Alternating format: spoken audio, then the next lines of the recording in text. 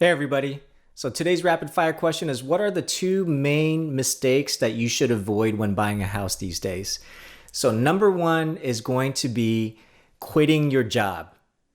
Okay, so that's going to just kill your deal unless you already have a job lined up right away and it's going to start. Let's say you quit your job on Friday and you're going to start on the following Monday, then it should be fine. But if you're quitting and then you have a gap in between, that is going to just kill your loan, or you're going to have to extend the settlement date and possibly extend the rate if it's only a 30-day lock, and then that's going to be extra cost. So if you are tight on a budget, trying to do that cash to close and you got to extend that lock, that's going to be maybe a few hundreds, maybe a few thousands of dollars. And as well as pushing the settlement date out, that's going to kind of, not be favorable for the seller because, they were planning on moving out of the house at a certain time and getting certain cash, or maybe they're trying to upgrade and sell that home and then buy another house, and it's going to put a dent into their overall plan as well.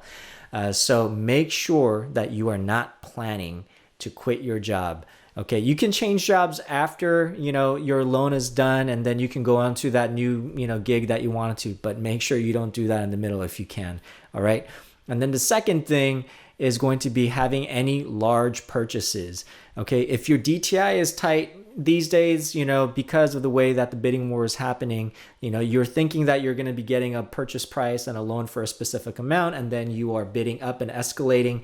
And so, your DTI might be a little bit tight depending on your scenario. So if it is, you want to avoid buying that new car or that boat or, driving by and you see that house and you buy it all in cash or whatever. I had a client that do that. Avoid that, because all it's going to do is throw a wrench in there, and it might actually disqualify you if your DTI is tight. And that includes actually buying brand new furniture before your loan is done. Okay, if you're going to put it on credit, don't do that. Just wait until your house and your mortgage is done, and then go for buying that new furniture or that new mattress or whatever that you're looking to buy.